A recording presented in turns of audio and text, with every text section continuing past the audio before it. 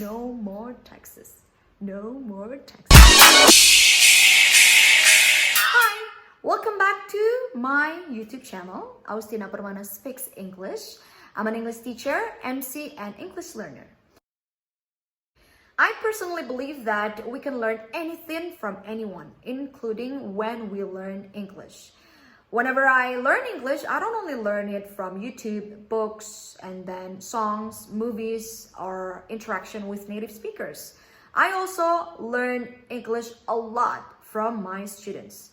So in today's video, I'll be doing vocabularies that I learned from my students.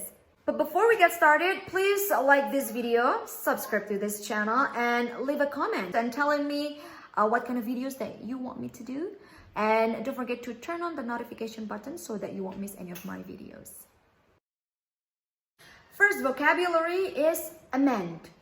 Have you ever heard this word before? The synonym is change. So I actually have known this word for a long time, but as a loan word, amendment, as in amendment undang-undang. Yeah, so that's the only context I know how to use this word. In the context of law of our nation. One day, my student Nurul, who works as a tax consultant, told me about her job. And then she mentioned something along the lines of, after submitting the tax analysis, we can amend the analysis if needed. And I was like, oh, amend, I think I know that word. It was like one of those aha moments, you know, oh, I know that word, aha. I know that word, but yeah, the only context I know to use this word is in the context of laws of our nation. Turned out I can use it in context of tax analysis.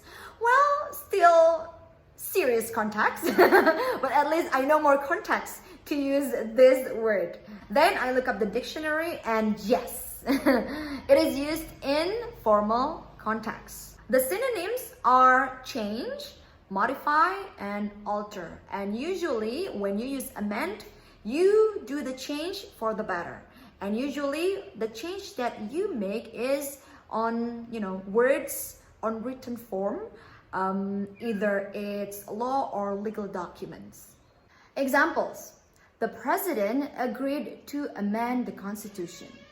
Second one, the terms in the contract were amended. Sounds so educated when I use this word, amend. The second one is chant. Chant is a word or a phrase that is said or shouted repeatedly by a crowd. We want more. We want more. Woo! I first knew this word when I taught children's students. To teach them vocabularies, very often we use chant.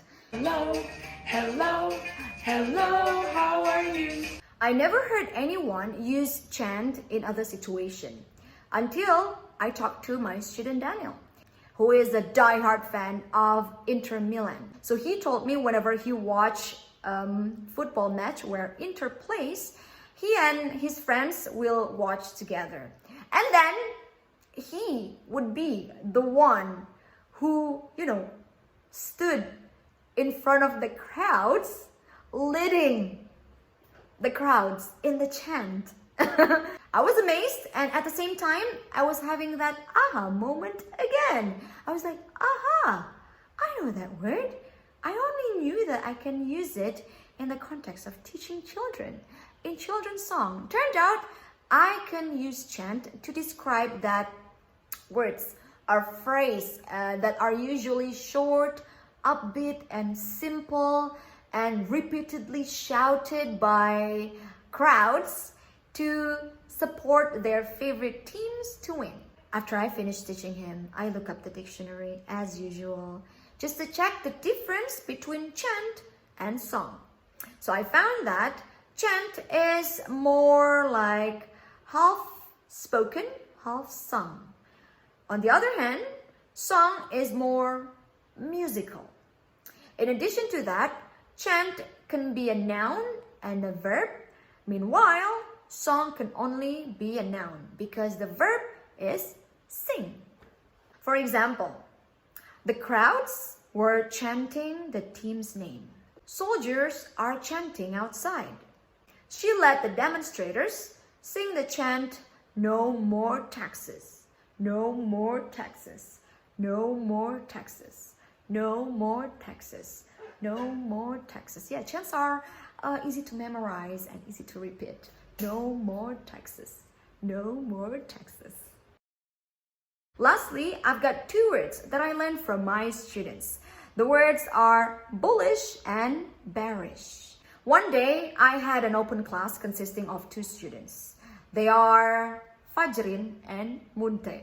I didn't realize that they both work as insurance sales representative until I asked them to introduce themselves to each other. When they knew that they had a thing in common, they started talking about how the pandemic has affected stock market. I was just listening to them because I knew nothing about the subject. And you know what? Seeing students can talk to each other in English without me getting involved in it. So I was just watching and then be ready to make correction when needed is the most beautiful view for me as a teacher. The conversation continued and one of them mentioned bullish and bearish. And I was like, okay, I'm sorry to interrupt, but what are bullish and bearish? I need to know because I have no idea. And then they explained that bullish is when the market is expected to go up. Meanwhile, bearish is when the market is expected to go down. So bullish is from a bull. Whenever a bull sees anything in red, then they would be fast and aggressive. And this bull's behavior suggests the condition of stock market whenever stock market is expected to go up. On the other hand, bearish is from bear. As far as I know, bear is big, I know, but also fast. Fast enough to catch us, to kill us, right? But in stock market, the fact that bear is big and I don't know, maybe there is a connotation that big is also slow. These qualities resembles the situation in the stock market when the prices are expected to go down. For example, the market is bullish. The market is bearish. There is a bullish mood on Wall Street. The overall oil price outlook is expected to remain bearish. I sound so cool saying it, you know. And that's the end of vocabularies that I learned from my students. The bottom line is we can learn anything from anyone because even in our own language, we don't know everything. I hope you like this video. Thank you for watching and I'll see you again next week.